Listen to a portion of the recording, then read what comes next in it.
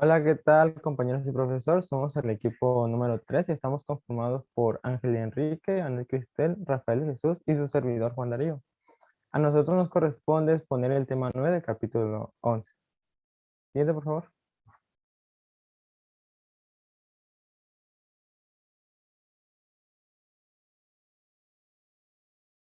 Para tener un buen contexto de lo que se habla en este tema, en la lectura tenemos una introducción a esto.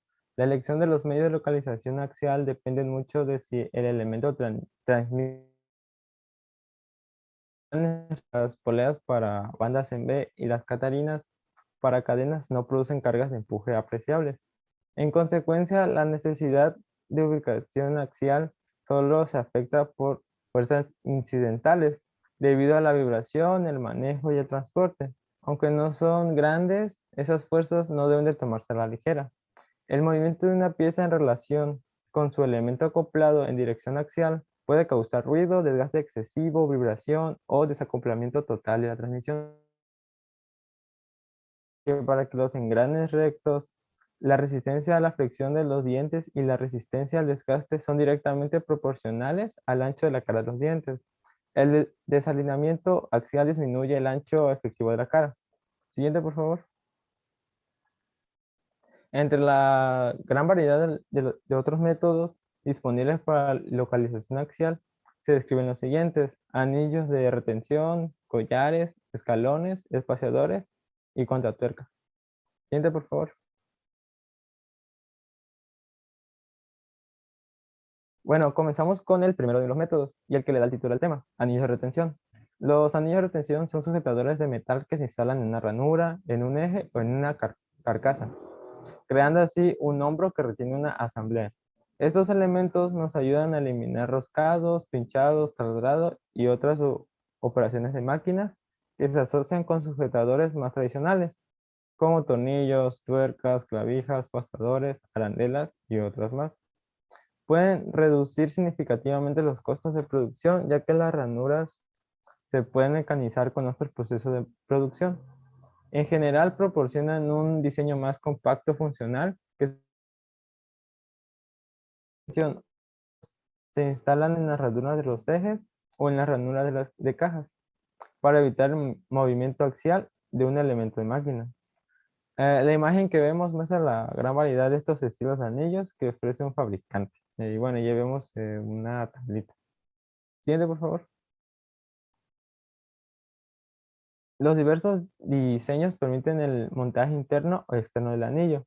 También varían la capacidad de empuje axial y la altura del escalón que proporcionan. Los catálogos fabricantes contienen datos sobre la capacidad y la instalación de los anillos. En la imagen se nos muestra algunos ejemplos del uso de anillos de retención. En este caso es aplicado un mecanismo de acoplamiento de agua. Bueno, eso es todo por mi parte, lo dejo con mi compañero.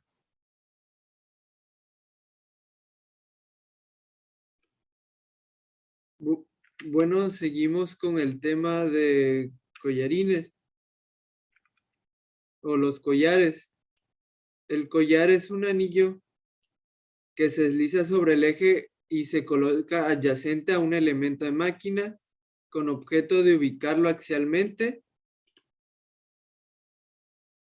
En el caso típico se mantiene en su lugar con prisioneros. Su ventaja consiste en que se puede establecer la localización axial casi en cualquier lugar a lo largo del eje para permitir el ajuste de la posición en el momento de ensamblar. Las principales desventajas se relacionan con el uso mismo de los prisioneros.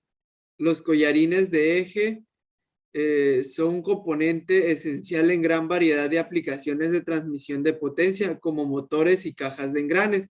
Los collarines de eje se pueden aplicar como topes mecánicos para ubicar componentes y como caras de apoyo. Estos collarines de eje con una abrazadera de orificio roscado son rápidos y fáciles de instalar. Aquí en esta imagen vemos la diferencia y la variedad de tipos de collarines que hay y los que vienen con la abrazadera de orificio. Tenemos como el siguiente tema el escalón. El escalón es la superficie vertical que se produce cuando existe un cambio de diámetro sobre un eje. Ese diseño es un método excelente para dar la ubicación axial de un elemento de máquina, al menos por un lado. Varios de los ejes que se ilustran en el capítulo 12 tienen escalones. Las principales consideraciones en el diseño consisten en proporcionar un escalón suficientemente grande para ubicar con eficacia el elemento y dos, un chaflán en la base del escalón que produzca un factor de concentración de esfuerzos aceptables y además que sea compatible con la geometría del barreno y del elemento acoplado. Como vemos en la imagen, este viene siendo el escalón entre la que viene siendo la tolerancia axial y junto con el collarín de sujeción. Los escalones o los hombros son necesarios para conseguir una ubicación axial precisa y consistente de los elementos sujetos, así como para obtener el diámetro correcto adecuado a piezas estándar como los cojinetes. Se suele recurrir a cuñas, chavetas circulares o espigas atravesadas para asegurar elementos que deban ir sujetos a la flecha con el fin de transmitir el par de torsión requerido o para fijar la pieza axialmente. Esto es todo por mi parte de los temas que vienen siendo collares y escalones. Los dejo con mi con mi compañera que les presentará el siguiente tema. Un espaciador se parece a un collar porque se desliza sobre el eje contra el elemento de la máquina que se va a ubicar. Como podemos ver en la imagen, los espaciadores son los que están en color negro. En este caso se quieren ubicar en una estructura y lo que se quiere ubicar o asegurar es un engrane. Dice, el espaciador se coloca entre dos elementos y en consecuencia solo controla la posición relativa entre estos elementos. Esto quiere decir que controlan la posición que hay entre los elementos, no permiten que los elementos choquen. En el caso de que si un espaciador es pequeño, por eso es importante seleccionar el tamaño correcto. Si un espaciador es pequeño, cuando el elemento que no se quiso ubicar, digamos,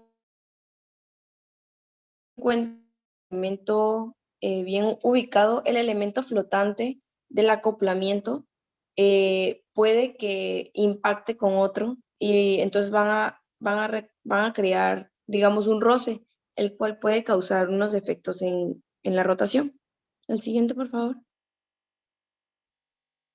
En la figura hay dos espaciadores que se ubican en cada engrane con respecto a su rodamiento adyacente. A su vez, los rodamientos se localizan en un lado mediante la caja que soporta las pistas externas de los rodamientos.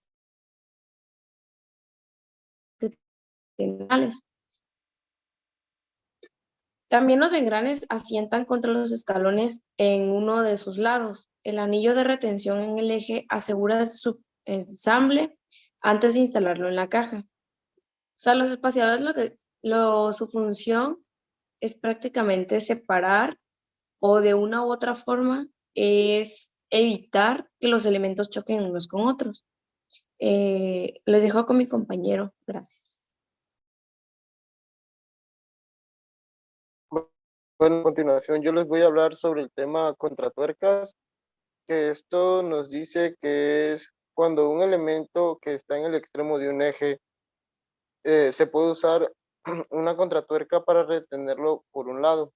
Es decir, cuando algún elemento en la parte de la mecánica se encuentra sobre el extremo de algún eje, lo que se utiliza para mantenerlo en su sitio o mantenerlo estable es una contratuerca, que es el elemento que se dedica al extremo de ese eje para asegurar la tuerca. Las contratuercas pertenecen a toda clase de tuerca que está atascada contra otra tuerca. Por tanto, se entiende que el objetivo de esta es bloquear la tuerca en su lugar y así mantener su posición sobre un perno y pues mantenerlo estable. La que sigue, por favor.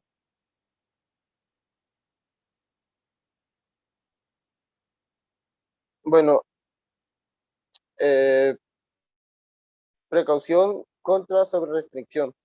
Cuidar que los elementos de una máquina no estén de esencial en las consideraciones prácticas de asuntos relacionados con carga axial, ya que bajo ciertas consideraciones de dilatación térmica o diferencial, o con una tolerancia desfavorable, puede ser que los elementos puedan ser forzados entre sí hasta un punto de crear esfuerzos axiales peligrosos. Es decir, que cuando se toman las precauciones o se delimitan restricciones para el movimiento de un rodamiento, es importante cuidar que es demasiado elevados o que no sean muy exagerados para que de esta forma el rodamiento pueda moverse con libertad y que esto no genere cargas o fuerzas axiales que no sean necesarias.